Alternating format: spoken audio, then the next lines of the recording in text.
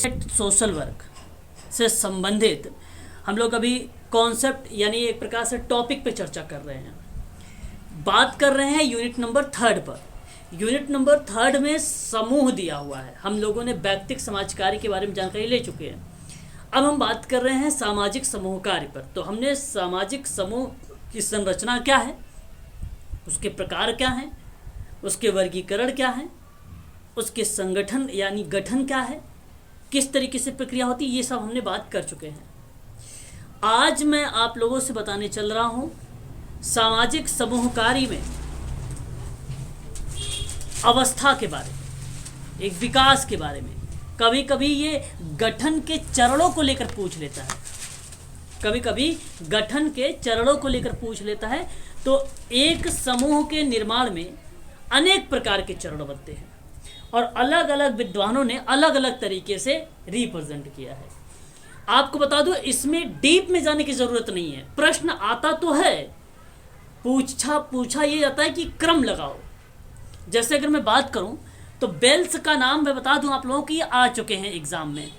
1950 सन 1950 में इन्होंने सामाजिक समूह के विकास के बारे में कहा था कि दिशा निर्धारण होना चाहिए। अच्छा, आपको बता दूं, दिशा निर्धारण को ओरिएंटेशन कहा जाता है और समाज कार्य में इसका नाम दिशा निर्धारण करके नहीं पूछता है एनटीए, अनुकूलन करके पूछता है। आप ध्यान रखिएगा, अनुकूलन की जो यहाँ पे हिंदी होगी उसी को कहा जाता है दिशा निर्धारण। बात करते हैं, इन्होंने वेल्स ने कहा दूसरा स्टेप में कि एक मूल्य। अच्छा, ये आपको बता दूं दिशा निर्धारण क्या होता है। आप लोगों ने एमएसडब्ल्यू किया होगा। एमएसडब्ल्यू में आप लोगों को एक प्रैक्टिकल जब मिलता था तो वहाँ पे 001 करके मिला होगा। आजकल चेंज हो गया है, 13 करके आता है, 14 करके आता है बुक का नाम, ठीक है। और सेकेंड ईयर में 46 और 47 करके नाम आता है। पहले एमएसडब्ल्यू 001 था और 002 था पहले। तो उस किताब को अगर आप देखेंगे तो आपको याद आ रहा होगा, एक अनुकूलन दौरा समवर्ती दौरा से पहले हुआ करता था। वो बेसिकली 5 हुआ करते थे। हम लोगों को एनजीओ में जाना पड़ता था और हम लोग क्या करते थे, एनजीओ में जो डिटेल हुआ करती थी हम उसके बारे में बेसिक जानकारी लेते थे। जैसे संस्थान का नाम क्या है, संस्थान का उद्देश्य क्या है, संस्थान किस पे काम करती है, संस्थान के इतिहास क्या क्या है, संस्थान के संगठन जब गठन किया गया उसका तो वो वर्ष कौन सा था, क्या वो संगठन रजिस्टर्ड था, और उस संगठन के कौन कौन से अध्यक्ष उपाध्यक्ष मतलब कार्यकारी मंडल कौन कौन से थे। तो लोग के मैसेज आ रहे हैं। ओके, तो उन सभी चीज़ों को हम लोगों ने पढ़ चुके हैं। तो वही क्रियाविधि जो है ये ओरिएंटेशन में वेल्स महोदय ने मेंशन किया है। आप ध्यान रखेंगे, यहाँ पर पहला दिशा निर्धारण का यही पार्ट होता है। फिर होता है मूल्यांकन, और मूल्यांकन का मतलब आप अच्छे तरीके से जानते हैं। कोई एक बच्चा मुझे जरा बताए मूल्यांकन की परिभाषा, मूल्यांकन की परिभाषा बताएं। देखिए, ये आप लोग से पूछता हूं तो इससे क्या होता है, तर्क। कुणाल जी बताएं। मूल्यांकन जिसमें आगे कहते हैं निष्पक्ष होकर ऋणात्मक और गणात्मक परिणामों का शाबाश, निष्कर्ष निकाला जाता है। एक पॉइंट आपने बहुत अच्छा बोला, निष्पक्ष। ये जब भी आप कभी इंटरव्यू में ऐसे शब्दों का प्रयोग करते हैं तो यहाँ पे आपको प्लस पॉइंट मिलता है जब इस तरीके से इंटरव्यू में बोलते हैं तो। निष्पक्ष, तो ध्यान दीजिएगा, यहाँ पर मूल्यों का अनुमान करना, मूल्य को आंकना मूल्यांकन कहलाता है। सिंपल शब्दों में अगर हम मूल्यांकन की परिभाषा को ध्यान में रखते हुए पढ़ें इसके बारे में, तो यहाँ पे जो व्यक्ति है, जो समूह है, उन समूह के व्यवहारों में उस प्लेस यानी जो कम्युनिटी, जो जगह है, जो स्थान है, उसके द्वारा लाए गए परिवर्तन में या विषय में प्रमाणों का संकलन और उसकी व्याख्या करने की प्रक्रिया है। या तो आप ये कह लीजिए कि मूल्यांकन एक व्यवस्थित रूप में की जा सकती है जो इस बात को निश्चित करती है कि समूह किस सीमा तक उद्देश्य प्राप्त करने में सामर्थ है। मैं समूह क्यों बोल रहा हूं, क्योंकि आपको समूह कार्य में पढ़ा रहा हूं। अगर यही मूल्यांकन मैं आपको केस वर्क में बताता तो मैं वहां पे बात वही रहेगी केवल एक शब्द चेंज हो जाएगा, सेवार्थी बोल दूंगा। तो अगर लिखना है तो लिख लीजिए, अच्छी परिभाषा भी है, सरल शब्दों में है कि मूल्यांकन एक व्यवस्थित रूप में किया जा सकता है, और व्यवस्थित का मतलब होता है क्रमबद्ध तरीका, वैज्ञानिक ढंग, जो इस बात को निश्चित करती है, जो इस बात को निश्चित करती है समूह किस सीमा तक उद्देश्य प्राप्त करने में समर्थ है। ये चीजें यहाँ पे बेल्स के द्वारा सन 1950 में बताया गया था। इस चीज को ध्यान दीजिएगा। आपको बता दूं, ये इग्नू के बुक से लिया गया है, ध्यान रखिएगा। ये जो स्लाइड आप देख रहे हैं ये इग्नू की बुक से है। बात करते हैं, लास्ट में एक पॉइंट था निर्णय लेना। निर्णय लेने का मतलब था डिसीजन मेकिंग। मूल्यांकन करने के बाद डिसीजन मेकिंग का पार्ट आ जाता है, स्वयं से निर्णय लेना है। ये तीन चीजें ध्यान रखना, ये एक बार केवल आया एग्जाम में। लेकिन टकमैन की अगर हम बात करें, इनके बारे में मैंने थोड़ी सी व्याख्या लिखी है नीचे, अभी आपको बता दूंगा एक एक लाइन में परिभाषा इनका है। तो ये काफ़ी इंपॉर्टेंट है। ये 2 से 3 बार आए हैं, 2 से 3 बार यूजीसी के एग्जाम में पूछे गए हैं। पहला है फॉर्मिंग, स्टॉर्मिंग, नॉर्मिंग, परफॉर्मिंग और एडजॉर्मिंग। ये 5 स्टेप टकमैन के द्वारा दिया गया है। एग्जाम में कभी कभी टुकमैन करके लिख के आ जाता है, तो कंफ्यूज मत होइएगा। टुकमैन और टकमैन बात दोनों एक ही है, ठीक है। आपको बता दूं वर्ष की बात, अगर आप गूगल वगैरह करेंगे तो गूगल में कुछ अलग वर्ष दिखाएगा, लेकिन आपको गूगल वाला वर्ष याद नहीं रखना है, क्योंकि आयोग ने भी उसे नहीं माना है, ठीक है। तो आप ध्यान रखिएगा 1963 का है ये टकमैन का, ध्यान रखिएगा 1963 का है ये स्टेप। अभी इसके बारे में थोड़ा सा चर्चा करेंगे हम लोग। बात करते हैं कैलिंग। ये विद्वान आ चुका है, इसका एग्जाम में पूछा जा चुका है। कैलिंग का भी केवल एक बार पूछा गया था। दिशा निर्धारण वही प्रक्रिया जो वेल्स की प्रक्रिया थी। दूसरा पॉइंट था विरोध, तीसरा था समझौता, और चौथा था घनिष्ठता, पांचवा था समापन। 5 स्टेप कैलिंग के द्वारा 1972 में दिया गया था। उसी समय ट्रेकर भी आए थे, ट्रेकर का भी एग्जाम में पूछा गया है। यहां पर बता दूं आपको, ये जो गारलैंड है ये नहीं पूछा गया है, बाकी सारे पूछे गए हैं। गारलैंड को छोड़ के सारे पूछे गए हैं बस, ठीक है। तो ट्रेकर में अगर बात करें 1972 का, तो इन्होंने पहला बताया था प्रारंभ, दूसरा बताया था समूह भावना का आविर्भाव, मित्रता का विकास, सशक्त समूह और समूह का पतन। ये एग्जाम में पूछा गया है। तो ये ट्रेकर के हैं 5 स्टेप, ठीक है। ध्यान रखेंगे ये 5 स्टेप भी इनके, ठीक है। देखिए ये फैक्ट है, फैक्ट आपको बता दूं, वो आपको याद, जो चीज़ें सार्वभौमिक सत्य पर आधारित है वो फैक्ट एक प्रकार से, तो उसको तो आपको याद रखना ही पड़ेगा, ठीक है। और ये प्रश्न जब आएंगे तो मैं वहां पे व्याख्या करूंगा। अगर एक प्रश्न टकमैन का आएगा तो मैं सभी के बारे में व्याख्या करूंगा, ठीक है। ये सभी के नाम बताऊंगा आप लोगों को। बात करते हैं गारलैंड जोन्स के बारे में। ये अभी तक पूछा नहीं गया है, लेकिन मैं आपको बता देता हूँ। 1976 में एक इन्होंने कहा था मान्यता पूर्व, दूसरा कहा था कि अधिकार एवं नियंत्रण, तीसरा इन्होंने बताया था घनिष्ठता, चौथा बताया था अलगाव, पांचवा बताया था इन्होंने विभाजन, और छठा इन्होंने कहा था समाप्ति। तो इनके 6 स्टेप है। बाकी 4, 3, 5 तक सिमट गए, लेकिन गारलैंड जोन्स और कोलोंडनिंग इन्होंने 6 चरण बताए थे 1976 में, ध्यान रखिएगा। बात करते हैं नॉर्दर्न एवं गारलैंड की। ये भी आया हुआ था। इनके पूछा नहीं जाता है कि भाई आप बताइए जरा पारस्परिकता और लक्ष्य की सफलता का क्या मतलब है। ये स्टेटमेंट ये नहीं पूछा गया है कभी भी एग्जाम में, केवल चरण पूछा जाएगा। मेडिकल सोशल वर्क के लिए भी ये इंपॉर्टेंट है आप सबके लिए। भाई आपको बता दूं, जिन स्टूडेंट, शायद दीपा एक स्टूडेंट है अपनी क्लास की, और उन्होंने एग्ज़ाम देने गए थे, आई थिंक ये दिल्ली में हुआ था, एक शाहदरा में एक हॉस्पिटल है, वहाँ पर पूछ रहे थे I am okay you are not okay, है ना, जो कि मेडिकल सोशल वर्क का ये पार्ट थोड़ी ना था, लेकिन वो किताबों के बारे में पूछा था, हालांकि पार्ट था, थ्योरी थी उसकी। तो यहाँ पर भी आपको ध्यान रखना पड़ेगा, ये मेडिकल सोशल वर्क के स्टूडेंट के लिए ये भी पूछा जा सकता है मेडिकल में, ठीक है। तो नॉर्दर्न एवं कर्लैंड 2001 में इन्होंने दिया था समावेशन दिशा निर्देश, और दूसरा था अनिश्चितता पर्यवेक्षण, तीसरा था पारस्परिकता एवं लक्ष्य सफलता, और चौथा था विभाजन और समापन। ये थे ये 5 ऐसे एक 6 ऐसे विद्वान हैं जो एग्जाम में हर बार इनमें से एक ना एक लोग आए जरूर पूछे जाएंगे। ध्यान रखिएगा, आप लोगों से जरूर पूछा जाएगा। बात करते हैं समूह विकास के चरण पे लेकर। अभी हम इसके बारे में बात करते हैं, टकमैन के नीचे है, ठीक है। आप लोगों ने देखा भी होगा, शायद पीडीएफ पढ़ा होगा तो आपको मिला होगा। समूह विकास के चरण में अगर हम बात करते हैं एज अ सिंपल टाइप में, तो एक समूह उद्देश्य का निर्धारण करना होता है। तो ये पहला एक चरण है, एक सोपान है। अब बाय द वे अगर नाम लेके नहीं आ रहा है तो आपकी कॉमन सेंस का प्रयोग भी करना पड़ेगा आपको। तो वहां पे समूह उद्देश्य का निर्धारण हो जाएगा, है ना। फिर उसके बाद समूह की बनावटें हो जाएंगी, समूह का आकार हो जाएगा, सदस्यों की भर्ती हो जाएगी, समूह की अवधि, समूह का अनुबंधन, फिर उसके बाद समूह का निर्धारण और कार्यक्रम की योजना।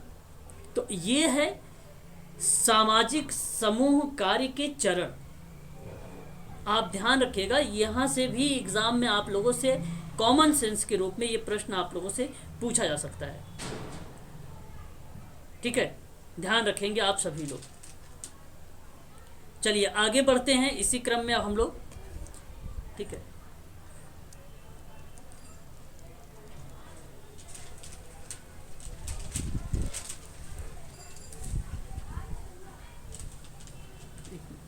आवाज वगैरह क्लियर है ना मेरी? जी सर। चलिए अब हम बात करेंगे समूह निर्माण की अवधारणा पर, ठीक है। समूह निर्माण की अवधारणा पर कोई बताना चाहेगा मुझे? समूह निर्माण की अवधारणा, बात वही है गठन को लेकर। मैं आपको एक चीज बता दूं, एक नाम आप लोगों ने सुना होगा, डगलस। मैंने अभी आप लोगों को आज ही एक पीडीएफ प्रोवाइड किया था, उनके सिद्धांतों को लेकर भी दिया था। 14 सिद्धांत उन्होंने भी दिया है सामाजिक समूह कार्य में। लेकिन आप ध्यान रखिएगा कि ट्रेकर और डगलस भी, जो ट्रेकर का 10 सिद्धांत है उसके साथ भी डगलस महोदय इन्वॉल्व हैं, ठीक है। अगर एग्जाम में प्रश्न बनाएगा तो इसका मतलब वो नहीं कि आप उसे छोड़ देंगे, उसको भी ध्यान में रखेंगे। डगलस के 14 सिद्धांत थे जो मैंने आप लोगों को बता चुका हूँ, दे दिया हूँ पीडीएफ के रूप में। डगलस ने कहा था कि 5 चरण होते हैं समूह के निर्माण में। समूह के निर्माण में 5 चरण होते हैं, ये डगलस ने बोला था। इन्होंने कहा था कि संप्रत्ययीकरण एक होता है, एक सृजन होता है, एक संचालन होता है, एक समापन होता है और मूल्यांकन होता है। देखिए इनका कहना है कि पहले समाप्ति होगा देन मूल्यांकन होगा। अगर कुछ कुछ स्टेटमेंट में कहा जाता है कि भाई मूल्यांकन पहले आएगा देन उसके बाद समापन आएगा, लेकिन ये प्रक्रिया तब होती है जब किसी व्यक्ति को आप सुधार देखते हैं कि सुधार कितना हुआ है, तब वहाँ पे मूल्यांकन पहले कर लेते हैं, क्योंकि व्यक्ति का सुधार देखने के बाद। यहाँ निर्माण की बात है, यहाँ निर्माण में ये नहीं देखा जाता है कि भाई कितना निर्माण हुआ कितना निर्माण हुआ, नहीं, ये नहीं देखा जाएगा। डगलस ने कहा कि पहले समापन होगा देन मूल्यांकन होगा, इस चीज को ध्यान रखिएगा। जबकि एक विद्वान और रहे, टासलैंड और रिसाव, आपको बता दूं रिसाव, इन्होंने कहा कि समूह निर्माण के चरण में इन्होंने बेसिकली एक बताया कि नियोजन का चरण होगा, दूसरा इन्होंने कहा कि प्रारंभिक चरण होगा, तीसरा इन्होंने बताया कि मध्य चरण होगा, और चौथा इन्होंने बताया अंतिम चरण होगा। मतलब टोटली 4 चरणों में इन्होंने समाप्त कर दिया समूह का निर्माण, ठीक है। अब देखिए जरा क्या इसमें चीजें कही जा रही है। कह रहा है कि मानव क्षेत्र में समूह से तात्पर्य कि मनुष्यों के ऐसे संकलन से है, मतलब कलेक्शन से है, जो एक दूसरे के साथ सामाजिक संबंध रखते हैं। ध्यान दीजिएगा कि मनुष्यों के कलेक्शन से है और वो एक दूसरे के साथ सामाजिक संबंध बनाए रखते हैं। और समूह की परिभाषा करते हुए शेरिफ ने कहा है कि समूह एक सामाजिक इकाई है जिसका निर्माण ऐसे व्यक्तियों से होता है जिनके बीच न्यूनाधिक, न्यूनतम भी हो सकता है, अधिका भी हो सकता है, अधिकतम भी हो सकता है, निश्चित परिस्थिति एवं भूमिका विषयक संबंध हो, और व्यक्ति सदस्यों के आचरण को कम से कम समूह के लिए महत्वपूर्ण मामलों में नियमित करने के लिए जिसके अपने कुछ मूल्य, आदर्श और नियम हो, तो वो बेसिकली समूह निर्माण का एक पार्ट बनेगा।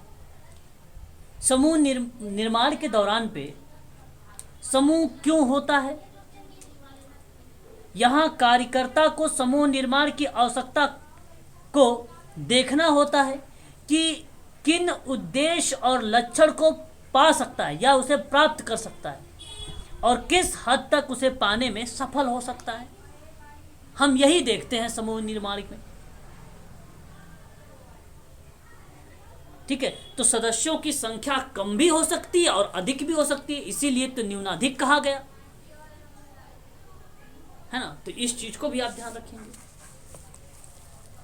अब देखिए जरा इसके, तो इसमें समूह निर्माण के दौरान में कुछ विशेषताएं बताई गई कि ये चीज होती है। जैसे व्यक्तियों का समूह होता है, समूह 2 या 2 से अधिक व्यक्तियों का समूह होता है। किसी भी समूह का निर्माण एक अकेले व्यक्ति द्वारा नहीं हो सकता, उद्देश्य प्राप्ति के लिए होता है। प्रत्येक समूह का निर्माण किसी न किसी उद्देश्य के कारण ही होता है, जिसमें प्रत्येक सदस्य साथ मिलकर उद्देश्य की प्राप्ति करते हैं। समूह के सदस्यों में कार्य विभाजन कर दिया जाता है। सामान्य रुचि की अगर हम बात करें तो किसी भी समूह का निर्माण उन्हीं व्यक्तियों द्वारा होता है जिनकी रुचि एक समान होती है। जैसे एक सी पसंद का होना, खेलना कूदना, या एक ही अगर हम बात करें अवांछनीय व्यवहार को रिप्रेजेंट कर रहे हो व्यक्ति, तो वो एक प्रकार का वहाँ पे रिप्रेजेंट हो जाता है, लेकिन ये समान रुचि के अंतर्गत नहीं आएगा। ठीक है, जैसे अगर हमें उस समूह को सुधारना है तो उसमें अगर आपने देखा कि टीन एज के बच्चे हैं, प्रॉब्लमेटिक बिहेवियर कर रहे हैं, तो वहाँ पर ये चीज़ नहीं बन सकती है समान रुचि की, लेकिन वो बनेगा समूह निर्माण का ही एक पार्ट, एक रीजन, एक विशेषता के रूप में। एक समान हित की बात करें तो मनुष्य एक स्वार्थी प्राणी है। जब व्यक्ति का हित समान होता है तो वह समूह का निर्माण करना प्रारंभ कर देता है। विरोधी हितों वाले व्यक्ति का समूह का निर्माण करना असंभव हो जाता है, और ये बात सत्य भी है। ये जो कॉमन चीज़ें हैं ये तो आपको अच्छे तरीके से मालूम भी होगा, पता भी होगा। बात करते हैं लक्ष्य के बारे में। लक्ष्य क्या है कि कोई समूह के रूप में किसी समय तक कायम रह सकता है जब तक वह किसी लक्ष्य की प्राप्ति हेतु एक साथ मिलकर प्रयास करते हैं। यदि लक्ष्य प्राप्ति ना हो तो समूह में एकता की भावना नहीं रह पाएगी और वह समूह टूट जाता है। तो ऐसे में समूह के रूप में अगर उसी समय तक आप कायम रखते हैं जब तक वह किसी लक्ष्य को प्राप्ति हेतु मिलकर किसी कार्य को प्रयास करते हैं या उसको इम्प्रूव करने की कोशिश करते हैं, तो उसमें हम की भावना पाई जाती है। जैसे ही उसमें अगर विरोध की भावना उत्पन्न होती है तो जाहिर सी बात है वो समूह क्या होता है, टूट जाता है। उसमें हम वी फीलिंग की भावना जो है समाप्त हो जाती है। यहाँ आपसे फैक्ट से प्रश्न नहीं बनने वाले हैं समूह निर्माण से। हाँ, समूह निर्माण से अगर फैक्ट से प्रश्न आ सकते हैं तो डगलस का नाम आ सकता है, टास्लैंड और रिवास का नाम पूछा जा सकता है, परंतु यहाँ से जो भी प्रश्न बनाए जाएंगे आप लोगों से वो अभिकथन और कारण में ही आएंगे। बात करते हैं ऐच्छिक सदस्यता के बारे में। समूह की सदस्यता ऐच्छिक होती है। ऐच्छिक का मतलब होता है पॉजिटिव पॉइंट ऑफ व्यू में अगर हम बात करते हैं तो इसका तात्पर्य यह है कि सदस्य अपनी आवश्यकताओं की पूर्ति हेतु समूह को स्वीकार करता है। अपनी आवश्यकताओं की पूर्ति के लिए अगर जब हम बात करते हैं तो वहां पे समूह को क्या करता है, वो एक्सेप्ट करता है। तो व्यक्ति सभी समूहों का सदस्य नहीं बन सकता, बल्कि उन्हीं समूहों का सदस्य ग्रहण कर सकता है या ग्रहण करता है जिसमें उसके हित और आवश्यकताओं और रुचियों की पूर्ति होती है। तो ऐच्छिक सदस्यता ये होती है। यहाँ पर इस चीज़ को आप ध्यान रखिएगा। स्तरीकरण की भी बात कर लेते हैं। अच्छा, स्तरीकरण से मुझे एक चीज़ याद आया है ना, सामाजिक स्तरीकरण क्या है बताएं जरा एक बार, आप लोग में से कोई भी बच्चा। समाज विभाजन होता है सर, वर्गों में समाज विभाजन होता है। ओके, बहुत बढ़िया। और भी कोई लोग हैं जो अपनी बातों को रखना चाहेंगे?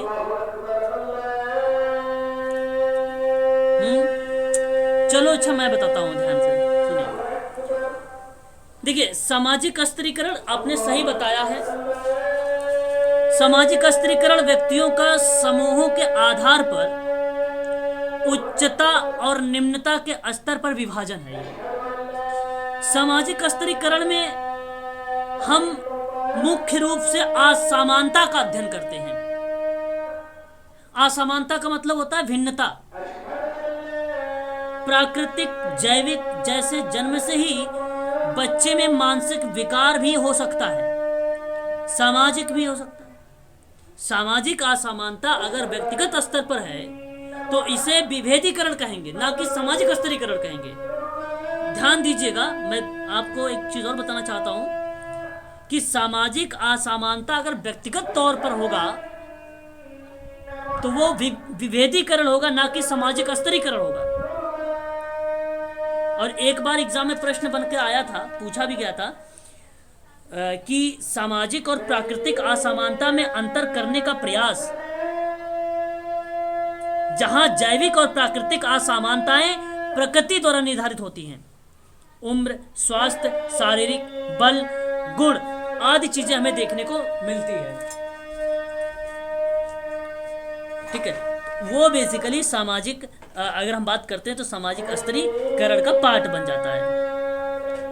तो सामाजिक स्तरीकरण समाज की उच्चता और निम्नता की सामाजिक इकाई में क्षैतिज विभाजन है, हॉरिजॉन्टल डिवीजन है।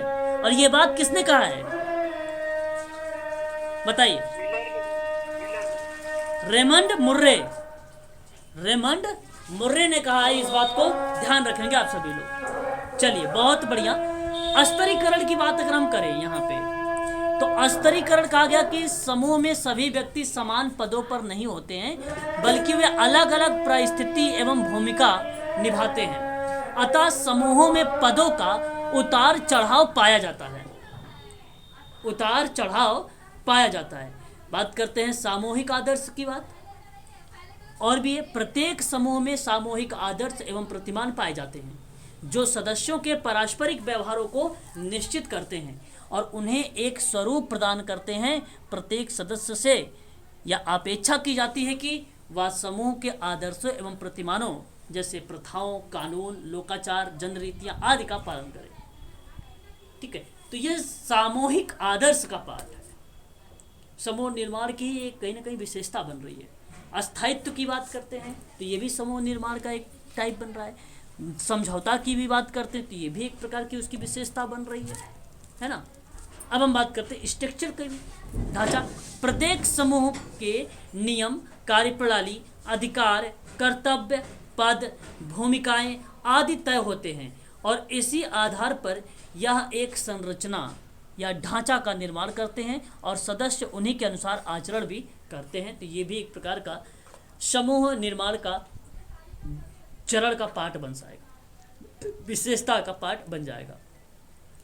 अंतःवैयक्तिक संबंध। प्रत्येक समूह में परस्पर अंतःवैयक्तिक का होना अत्यंत ही आवश्यक है। जब तक वह किसी अन्य व्यक्ति के साथ अंतःक्रिया नहीं करेगा, जब तक वह समूह का सदस्य नहीं हो सकता। अतः समूह में अंतःवैयक्तिक संबंध का होना अत्यंत ही आवश्यक है। इसका मतलब यही था, अंतःवैयक्तिक का संबंध होना चाहिए, अन्य व्यक्ति के साथ अंतःक्रिया होनी चाहिए। आदान प्रदान। सहयोग एवं आदान प्रदान से ही समूह के सदस्य अपने सामान्य हितों की पूर्ति कर पाते हैं। इसी सहयोग एवं आदान प्रदान के आधार पे समूह के सदस्य एक दूसरे के कष्ट में सहयोग एवं सहायता भी करते हैं। आदान प्रदान की भूमिका होती है, स्पष्ट व्याख्या भी होती है ना। ये चीज़ें देखने को मिल जाएगा। समूह निर्माण की और भी चीज़ें यहाँ पे देख सकते हैं कि अन्य व्यक्तियों के साथ मिलकर समूह निर्माण करने के कई कारण होते हैं। समूह निर्माण आराम की अनुभूति और सुरक्षित रहने की दृष्टि से होता है। कई समूह का सदस्य बनने से व्यक्ति की प्रतिष्ठा या हैसियत में वृद्धि या शक्ति का बोध भी होता है। इस चीज को आप लोग ध्यान रखिएगा। इसी को बोला जाता है समूह निर्माण। इसी को क्या बोला जाता है? समूह निर्माण। बात समझ में आ रही है? ये पीडीएफ आप लोग पहुंच गई है कि नहीं पहुंच गई, बताइए जरा एक बार। पहुंच गई है, ठीक है। इस चीज़ को आप जो है ध्यान में रखेंगे फिर। ओके, अच्छा आगे अगर हम बात करते हैं यहाँ पर, तो आगे क्या चीज़ें यहाँ पे हमें देखने को मिल सकता है। कह रहा है समूह निर्माण की प्रक्रिया में, कह रहा है आपसे यहाँ पे देखा जाए तो इसके अलावा आत्मसम्मान में वृद्धि, मनोवैज्ञानिक सामाजिक आवश्यकता की पूर्ति, लक्ष्य प्राप्ति, सूचना या ज्ञान प्राप्त करना आदि भी किसी समूह में शामिल होने के कारण ही हो सकता है। समूह निर्माण एक प्रक्रिया के तहत होता है। ऐसा नहीं होता है कि जिस समय आप अन्य लोगों के संपर्क में आते हैं एक समूह का निर्माण करते हैं, ऐसा नहीं है। एक प्रक्रिया है, वो एक सिस्टम से होगा समूह निर्माण। इस चीज़ को आप ध्यान रखेंगे, ठीक है। अब हम बात करेंगे आगे। मैंने आप लोगों से अभी चर्चा कर रहा था कि हम बात करेंगे टकमैन के बारे में थोड़ा सा। इन्होंने क्या कहा है, देखिए टकमैन के बारे में अगर हम बात करें तो यहाँ पे निर्माण, जिसको हम बोलते हैं जो है फॉर्मिंग स्टेज, ध्यान रखिएगा आप सभी लोग। ये फॉर्मिंग स्टेज जो है, ये इसको हिंदी में कहा जाता है निर्माण अवस्था। इसको हिंदी में क्या बोला जाता है, निर्माण अवस्था बोला जाता है फॉर्मिंग को। इसका मतलब होता है कि इस अवस्था में लोग पहली बार मिलते हैं तो लक्ष्य के संबंध में अनिश्चितता होती है। इस अवस्था में लोग एक दूसरे को जानने का प्रयत्न करते हैं और एक दूसरे के समूह सदस्य बनने की उपयोगिता का मूल्यांकन करते हैं, तो इसको बोला जाता है फॉर्मिंग। दूसरा है स्टॉर्मिंग। स्टॉर्मिंग का मतलब होता है झंझावता, झंझावत अवस्था। ये हिंदी है, ये आपसे आ सकता है एग्जाम में हिंदी में। इसमें समूह के सदस्य के मध्य समूह के लक्ष्य क्या होंगे, अन्य लक्ष्यों की प्राप्ति कैसे करेंगे, समूह को नियंत्रित समूह को नियंत्रित कौन करेगा, कौन सा सदस्य क्या कार्य करेगा आदि प्रश्नों को लेकर द्वंद्व चलता रहता है। और इन सभी प्रश्नों के समाधान को लेकर समूह के सदस्य में विचार होता है और इनमें मत भिन्नताएं भी सामने आती हैं। इसीलिए इसे स्टॉर्मिंग यानी झंझावत अवस्था कहा जाता है इस चीज़ को, क्योंकि इसमें द्वंद्व है। समूह निर्माण में अगर हम बात करते हैं तो एक प्रतिमान की अवस्था भी होती है, नॉर्मिंग की। नॉर्मिंग का मतलब होता है इस अवस्था में द्वितीय, देखिए यहाँ पे अगर द्वितीय की बात करते हैं, जहाँ हमने स्टॉर्मिंग अवस्था की बात कर रहे थे, झंझावत अवस्था के परिणाम स्वरूप कुछ निर्णय ले लिए जाते हैं और समूह के इन निर्णय और नियमों को समूह प्रतिमान कहा जाता है। और यह प्रतिमान समूह के सदस्यों के व्यवहार निर्धारित करने हेतु जब आधार पर कार्य करते हैं तो इसको हम लोग बोलते हैं नॉर्मिंग। और उसके बाद आता है परफॉर्मिंग स्टेज, यानी निष्पादन अवस्था होती है। इसका मतलब समूह की अवस्था, समूह की संरचना इस अवस्था तक विकसित हो जाती है और अब समय कार्य करने का होता है और सभी सदस्य लक्ष्य प्राप्ति हेतु अपना अपना पूर्व निर्धारित कार्य एवं जिम्मेदारी को पूर्ण कर लेते हैं। इसको कहा जाता है परफॉर्मिंग। उसके बाद आपका आता है समूह निर्माण में एडजॉर्मिंग। अगर हम बात करते हैं एडजॉर्मिंग के बारे में, इसका मतलब है कि इस अवस्था में समूह कार्य पूर्ण हो जाना एवं लक्ष्य की पूर्ति हो जाने पर समूह भंग हो जाता है या समाप्त हो जाता है। इसको कहा जाता है एडजॉर्मिंग। तो ये बहुत सिंपल से थी परिभाषा के रूप में। बाकी यहाँ मुझे इसलिए बताना था कि बाय द वे टकमैन बहुत फेमस विद्वान है, हो सकता है आप लोगों से इसके अंदर चला जाए। लेकिन बेल्स जो 1950 में दिशा निर्धारण, मूल्यांकन और निर्णय दिया था जी, लक्ष्य कौन से स्टेज में कंफर्म हो जाता है, ऐसा कुछ क्वेश्चन आया था। लक्ष्य का निर्धारण कौन से स्टेज में हो जाता है, ये क्वेश्चन आया था सर। ये आपका परफॉर्मिंग हो जाएगा। टकमैन की अगर बात कर रहे हैं कि लक्ष्य का मतलब लक्ष्य का निर्धारण करना, तो नहीं, लक्ष्य का अगर समापन की बात करेंगे, इम्प्रूव करने की, अगर लक्ष्य निर्धारण जो होगा वो आपका द्वंद्व में हो जाता है, क्योंकि द्वंद्व की प्रक्रिया जो द्वितीय वाली थी वो ऑलरेडी थर्ड में नॉर्मिंग बता रहा था वहाँ पे, तो हम देखेंगे द्वितीय में हो जाता है, स्टॉर्मिंग में ही हो जाता है लक्ष्य का निर्धारण। निर्धारण का मतलब ओरिएंटेशन कर लेना, और फॉर्मिंग का मतलब अभी आप लोगों ने देख ही लिया है। कैलिंग उतना इंपॉर्टेंट नहीं है, दिशा निर्धारण है, विरोध है, समझौता है, घनिष्ठता है, समापन है, ये कैलिंग की अकॉर्डिंग होता है। कैलिंग का 1972 है और ट्रैकर का भी 1972 है। समूह भावना का आविर्भाव है, मित्रता का विकास है, सशक्त समूह है, समूह की भावना का पतन है, और सबसे स्टार्ट में इन्होंने कहा था प्रारंभ, जिसको कहते हैं बिगिनिंग। ठीक है, इस चीज़ को आप ध्यान रखेंगे। चलिए, सामाजिक समूह कार्य की पहचान की बात करें तो सामाजिक समूह कार्य के अंतर्गत समूह ही सेवार्थी होता है, अर्थात व्यक्ति की सहायता समूह के माध्यम से की जाती है, जिससे समूह की उन्नति एवं विकास संभव होता है। कार्यकर्ता विभिन्न कार्यक्रमों के माध्यम से समूह की उन्नति एवं विकास को लाता है और व्यक्ति के लिए समूह आवश्यक हो जाता है। अतः सामाजिक समूह कार्य समूह विकास द्वारा व्यक्ति के विकास एवं उन्नति में सहयोग देता है और वह व्यक्ति और समूह की एक ही समय में सहायता करता है, उसी को कहा जाता है सामाजिक समूह कार्य। तो ये जो सामाजिक समूह कार्य है, इसी के आधार पे आपको आइडेंटिफाई करनी है। तो पहला पॉइंट अगर हम बात करते हैं तो यहाँ पे कहा जा रहा है कि सामूहिक समाज कार्य की पहचान उसकी कार्यविधियों के द्वारा निर्धारित की जाती है। पहचान कैसे होगी? उसकी कार्यविधियों। कार्यविधियों का मतलब होता है एक्टिविटी यानी गतिविधि। और सामूहिक समाज कार्य का उद्देश्य जो बनेगा वो व्यक्तियों की सहायता करने से बनेगा, और इस कार्य में समूह एक माध्यम का काम करता है जिसके अंतर्गत उद्देश्य को पूरा किया जाता है। वहीं बात करते हैं विल्सन और आइलैंड के बारे में। देखिए, कल किसी ने मुझे ग्रुप में मैसेज डाला था कि विल्सन और आइलैंड के प्रिंसिपल बताए। प्रिंसिपल इसके नहीं, इसकी प्रैक्टिस है। ठीक है, इसने प्रैक्टिस के बारे में बात किया है कि कार्य किस तरीके से करें। चार क्षेत्र बताए हैं ना। हाँ, तो वो प्रैक्टिस का क्षेत्र है, वो आपका प्रैक्टिस का क्षेत्र है। प्रैक्टिस अलग होती है, जैसे हम बोलते हैं ना समाज कार्य अभ्यास, और एक होता है समाज कार्य। तो समाज कार्य अलग है, समाज कार्य अभ्यास अलग है। अभ्यास मतलब प्रैक्टिस होता है। सर मेरे पास बुक है ना, उसमें लिखे हुए हैं सिद्धांत। हाँ, इसके 4 क्षेत्र के सिद्धांत बता रखे हैं। विल्सन और आइलैंड की क्या है उसके 4 सिद्धांत? सर व्यवसायिक नीति के सिद्धांत, हाँ, और एक नियोजन का सिद्धांत था, ओके और सर एक प्रशासन का और एक अधीक्षण का सिद्धांत। ओके। चलिए, तो ये जो इन्होंने सिद्धांत दिया था विल्सन और आइलैंड ने 1940 और 1950 के बीच में, उनका ड्यूरेशन रहा है कार्य का सामाजिक समूह कार्य में विल्सन महोदय का। ध्यान दीजिएगा, ये वर्ष भी 1940 और 1950 के दशक के दौरान समूह के काम के सिद्धांत और अभ्यास के अभ्यास के विकास में एक महत्वपूर्ण व्यक्ति थे। यहाँ इन्होंने योगदान संक्षेप रूप में आकलन का एक पॉइंट दिया था। ठीक है, तो ध्यान रखिएगा विल्सन का नाम और रायलैंड का नाम। ठीक है, इनके बारे में ये थोड़े से इम्पोर्टेंट विद्वान हैं।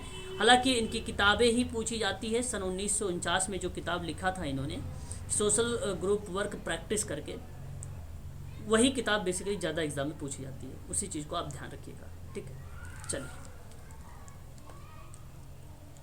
इन्होंने कहा कि सामाजिक समूह कार्य एक प्रक्रिया है और एक प्रणाली है जिसके द्वारा एक कार्यकर्ता प्रजातांत्रिकवादी लक्ष्यों की प्राप्ति हेतु परस्पर संबंधी प्रक्रिया को सचेत रूप से निर्देशित करता है और सामूहिक जीवन को प्रभावित करता है। इसके अंतर्गत कार्यकर्ता व्यक्ति के विकास, समूह के सामाजिक विकास, समुदाय हेतु निर्देशित सामूहिक अंतरक्रिया द्वारा सहायता प्रदान करने के उद्देश्य से विशेष रुचि दिखाता है, या उसको दिखाता है या वहाँ पे रखता है। ऐसी चीज़ें आप यहाँ पे कह सकते हैं। ये विल्सन और आइलैंड की बात है। प्रजातांत्रिक लक्ष्यों को प्राप्त करने के पॉइंट ऑफ व्यू से इन्होंने सामूहिक जीवन को प्रभावित करने के विचार से कार्यकर्ता व्यक्ति के विकास और समूह के सामाजिक विकास, समुदाय का निर्देशित समूह अंतःक्रिया इत्यादि चीज़ों के बारे में इन्होंने जिक्र किया। सामूहिक समाज कार्य की पहचान मूलतः एक उपकरण के रूप में भी होती है। देखिए, ये आपका था गतिविधि के रूप में, आप कीवर्ड्स लिखें। पहचान कौन से पॉइंट से? गतिविधि के रूप में। दूसरा पॉइंट, पहचान उपकरण के रूप में। इसमें शामिल किया गया, उपकरण का मतलब था टूल्स, शामिल किया गया कार्यकर्ता अपने ज्ञान और निपुणता का भरपूर प्रयोग करके कार्यक्रमों के संदर्भ में समूह के अंदर सभी अंतःक्रियाओं को सफल मार्गदर्शन कराता है। इन्हीं क्रियाकलापों से सदस्यों में रचनात्मक संबंधों को अधिक मजबूत बनाता है।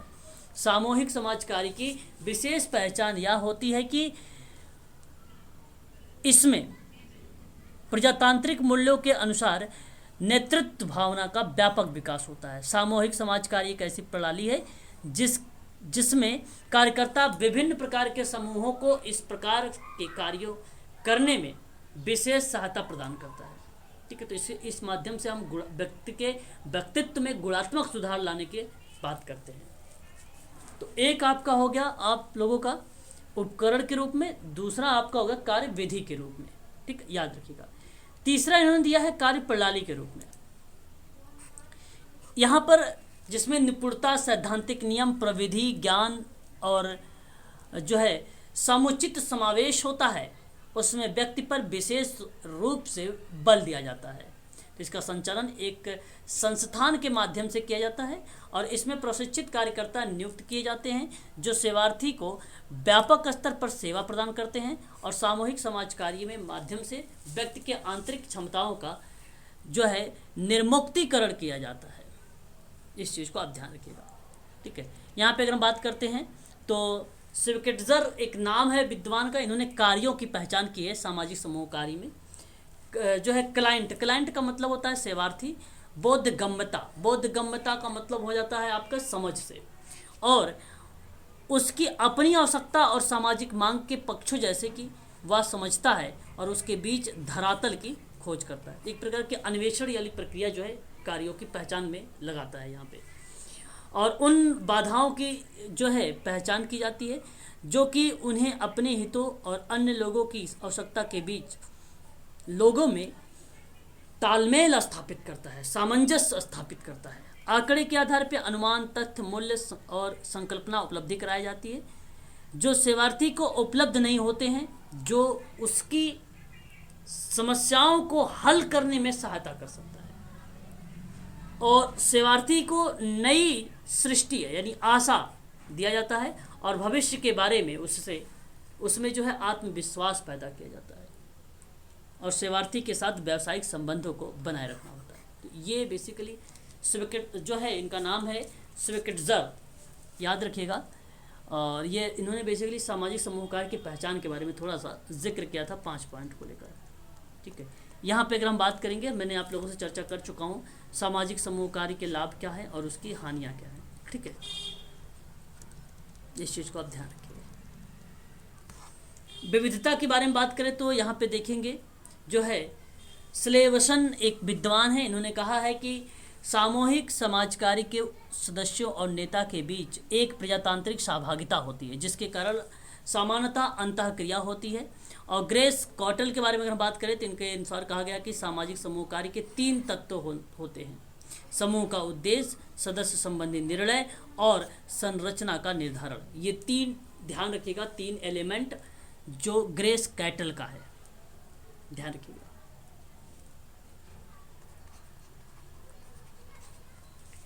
इंपॉर्टेंट है ये। सामूहिक समाज कार्य की कार्यशैली विविधतापूर्ण मानी जाती है और इसके अंतर्गत विविध समस्याओं का निदान और कुशल कार्यकर्ता के द्वारा किया जाता है। ठीक, याद रखिए। मैकमिलन की बात करें तो सामूहिक समाज क्रिया में एक साथ 3 तत्व विद्यमान होते हैं। ये 3 तत्व निर्धारित हैं: व्यक्ति का व्यक्तित्व व्यवहार, सामूहिक संबंध और अंतर समूह संबंध देखने को मिलता है। ये मैकमिलन के अकॉर्डिंग कहा गया है। सामूहिक समाज कार्य की समस्याओं का समाधान विविध तरीकों से किया जाता है और इसके अंतर्गत तथ्यों की खोज की जाती है, अध्ययन, निदान और फिर उसके बाद उपचार, मूल्यांकन जैसी प्रक्रिया सुनिश्चित उपचार किया जाता है एक प्रकार से। ठीक है, तो आप ये चीज़ें यहाँ पे शामिल कर सकते हैं। ये एक प्रकार की विविधता को बताता है। विविधता का मतलब यही है कि वहाँ पर रिसर्च करनी है आपको, अध्ययन करना है आपको, फिर निदान की प्रक्रिया लगानी है आपको, फिर उपचार की प्रक्रिया लगानी है, फिर आपको मूल्यांकन करना है, फिर प्रतिपुष्टि करना है। ठीक है, इन चीज़ों का आप ध्यान रखिएगा, इसको पढ़ लीजिएगा, कोई खास इसमें इंपॉर्टेंट नहीं है। सामूहिक समाज कार्य में एक पार्श्वीकरण की मुद्दे की बात कर लेते हैं। थोड़ा सा सिलेबस में मेंशन किया गया है तो इसलिए थोड़ा सा इसको देख लीजिए। पार्श्वीकरण का तात्पर्य है प्रभावहीन करने से संबंधित।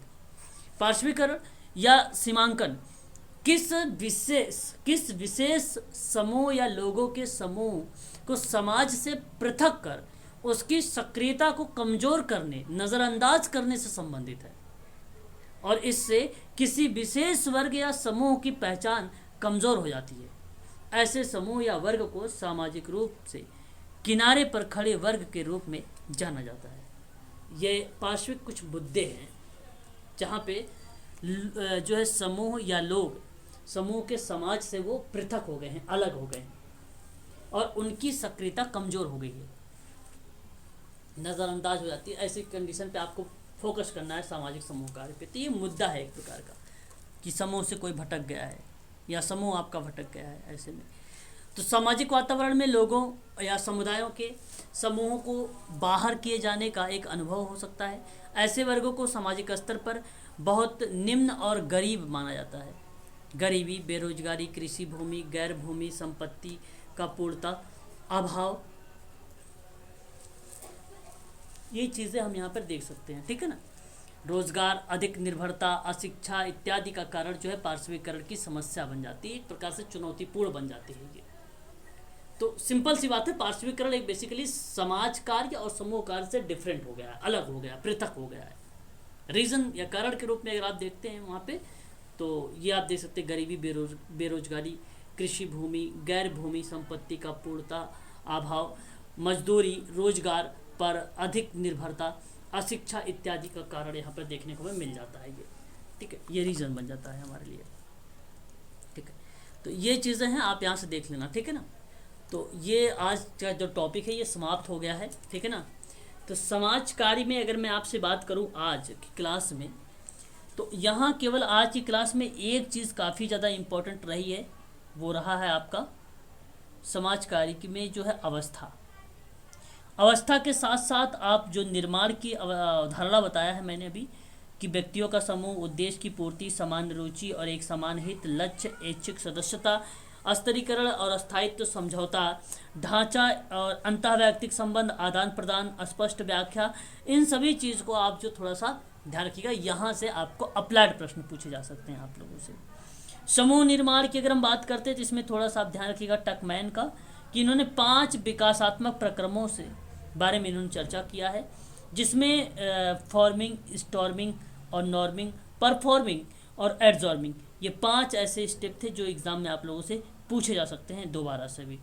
और जो मैंने भी आपको पहचान बताया है वो गतिविधियों को ध्यान में रखिएगा एक आधार पे, बल्कि यहाँ पे ये इम्पोर्टेंट नहीं है। विल्सन और आइलैंड जिन्होंने कहा कि समाज कार्य एक प्रक्रिया के साथ साथ एक प्रणाली के रूप में, और एक कार्यकर्ता, ठीक है, एक इसके अंतर्गत हम बात करते हैं कि एक कार्यकर्ता विल्सन के अकॉर्डिंग, ठीक है ना, जिसमें प्रजातांत्रिक लक्ष्यों की प्राप्ति हेतु परस्पर संबंधी प्रक्रियाओं को सचेत रूप से निर्देशित करता है। हालांकि इन्होंने परिभाषित किया था, डिफाइन किया था इस चीज़ को, ठीक है।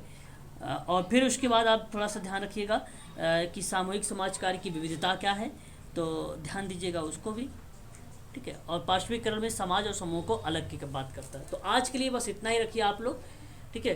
कल हम लोग करेंगे सामाजिक समूह कार्य पे कुछ प्रश्न, ठीक है, वहाँ पर भी मैं आप लोगों से बता दूंगा।